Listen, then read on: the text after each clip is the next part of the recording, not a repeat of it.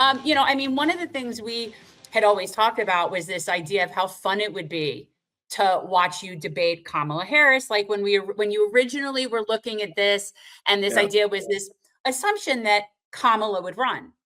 And Yep. that would be, and that would be glorious to watch, by the way. So that I think does change things a little bit strategically in terms of who it is in there and what the GOP is doing. It's a little bit of a different situation, I think, than, just being able to show how much better you are than a Democrat. I think it's pretty easy now. Yeah, I mean, so the situation on the Republican side, you've got two maggots, right? Magats, Hilton, Hilton and Bianco, who have been essentially, splitting the vote. Both of them running at about 13 points. And just for context, if you had taken the three leading Democrats before Swalwell, imploded, because of apparently like multiple decades of known, dalliances with staffers, including apparent sexual assault. Man, I mean, but if you had taken all three of those leading candidates and put them together, you were essentially looking at parity between the Democrat and Republican leaders. 30 points divided between three Democrats, 26 points divided between two Republicans. So things are going to start to sort themselves out along those lines, especially now that Trump has come out and endorsed Dr. Evil himself, Steve Hilton. And I mean, just be clear. I mean, literally, like, is there a better, Dr. Evil impersonator, a real life Dr. Evil impersonator than Steve Hilton? He's the one candidate that doesn't look as attractive as me. So there you go. I was hoping we could get a Trump impression out of you, with that reference. So, I mean, we'll see what happens on the Republican side. They're both extraordinarily weak candidates, and all three of the Democratic candidates are weak candidates. When we entered the race, we were expecting to have to get about 17% of the vote to finish in the top two, and probably 22% to finish in the number one position in the jungle primary. Our internal projections now make it pretty clear that we'll finish in the top two with 13 or 14% of the vote. Nice. And can actually win with 18 or 19.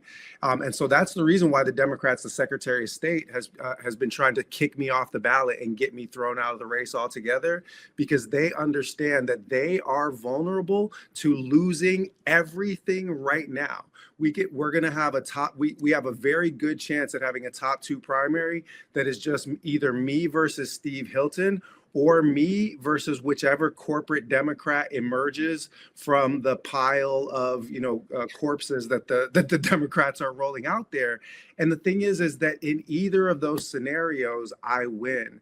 Because in the debate stage, we don't have to speculate what that looks like. I've been on the debate stages with all of the top Democrats, and they've been begging to get me out of the debates ever since then, because it's a bloodbath, right? It's an absolute bloodbath. And I can give specifics on that. But just to be clear, that jungle primary, which was designed to silence third-party candidacies, can really backfire on them in this situation. Because if I finish in the top two, I'm going to get all of those independent and centrist Republicans, because they're going to hear me banging on Gavin Newsom and the Democrat establishment, and they're going to love it. Whereas if it's me versus a Republican, then all of Team Blue is going to be rallied to my cause. So one way or the other, we finish in that top two, and we're turning the governor's mansion green. Butch, I think that being on the ground as long as you have, I think it's important for people to understand, regardless of what happens in this race, I have not seen this late in the polls two Republicans, which I have no doubt they see an opening. I have no doubt that Bianco is probably focusing on one part of the state. Like he's probably focusing on the Central Valley all the way south through San Bernardino, Riverside, and whatnot. And Hilton is obviously sticking strictly to the coastlines. And what I see here is a very coordinated effort, because they see an opening that the Democrats are very vulnerable in California. Do you see this in a similar capacity? Because it's never like this. They're usually able to do it, but the Democratic Party was weak as shit to begin with prior to Swalwell ending up in the scandal. And this only opens up the floodgates even worse so, because he was the leading Democrat in the race. Like, this is not he good. would, and leading, like literally running at 10.5%, right? I mean, leading in air quotes. Meanwhile, Tom Steyer has dumped $100 million into this campaign and can't open a 5-point lead on me, right? Because you can't buy a personality. So this is like just a completely dead field. Like Swalwell, even before what was revealed about him, came out, like he was essentially Timu Gavin, right? He was just a knockoff version of Gavin Newsom. Without even the kind of slick Willie Bill Clinton 2.0 charm that Newsom had. So this is a really, really weak field. So of course the Republicans see an opportunity, they see an opening. But I just want to be clear, there's been a lot of messaging, especially in liberal and even in some progressive media about, oh, well, we've got to clear the Democrat field or shorten the Democrat field somehow, because otherwise we're going to end up with a Republican governor in the state of California. Let me be clear, under no circumstances is there going to be a Republican governor in the state of California. If two Republicans actually somehow manage to emerge from the primary because the Democrats are effective in keeping me off the ballot, and then we're not able to get the numbers that we want in a write-in, we've got 3 separate legal actions to make sure that we're on the ballot, but I'm just giving worst case scenarios here.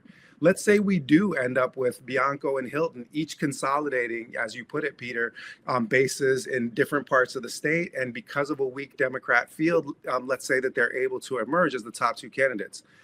Immediately, there will be a recall election as soon as that happens. And neither one of those Republican candidates is going to serve a day as governor in the state of California, because there'll be an immediate recall election, and that'll be the end of that. So the messaging that we're going to let the state go to the Republicans is fear-mongering that's designed to whittle down the field and force out the third-party candidate that is dangerous in the moment. I don't think that the Democrats believe for a second that they're actually going to end up with a Republican governor in this cycle. That reminds me, Peter, that reminds me of when we ran in 20 and Debbie would be telling people, oh, well, if Jen wins a primary, then she'll lose to the Republican for sure. Then, of course, then she can't, like that. And it was total fear mongering, as if a Republican could have won the district at that time. It wouldn't have been possible. So. Yeah, it's a very heavy lift for them. And all it takes, to be perfectly honest, there's 2 scenarios in which you can get the Republicans out of the race on June 2nd. The first and the best scenario is to get me to 14% of the vote, and then there's no Republican in the race, period, for the general election, right? It's just blue versus green.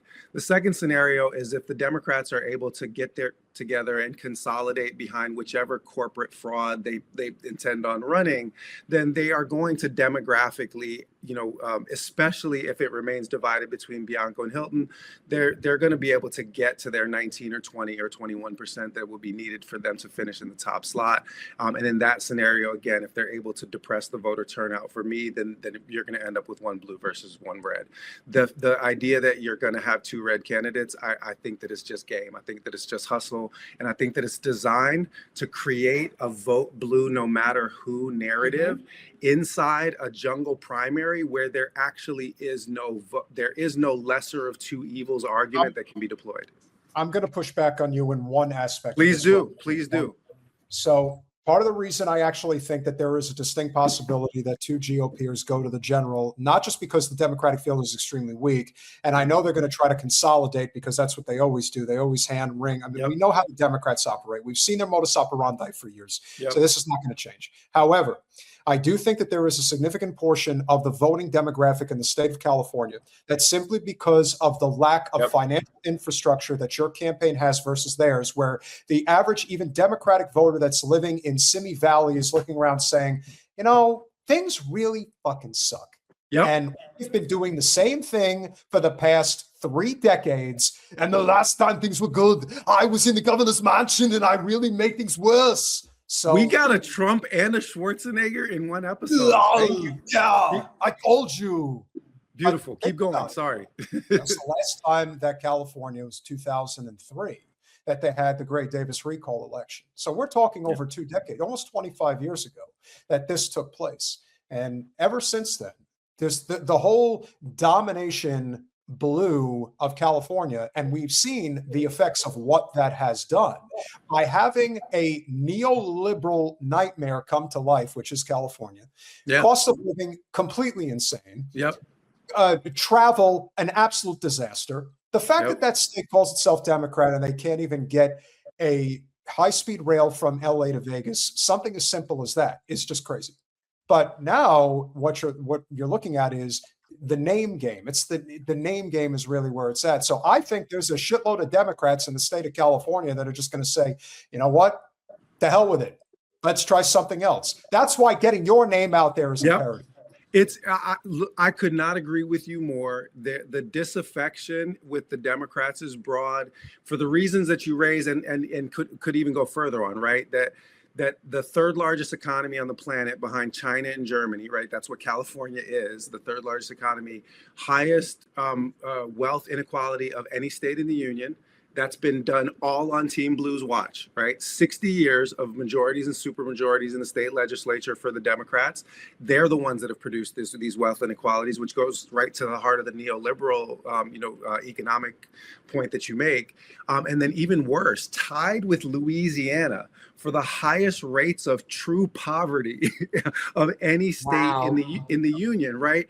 While you have 186 billionaires in the state of California and 187,000 people sleep on the streets every night. So yes, the disaffection is massive.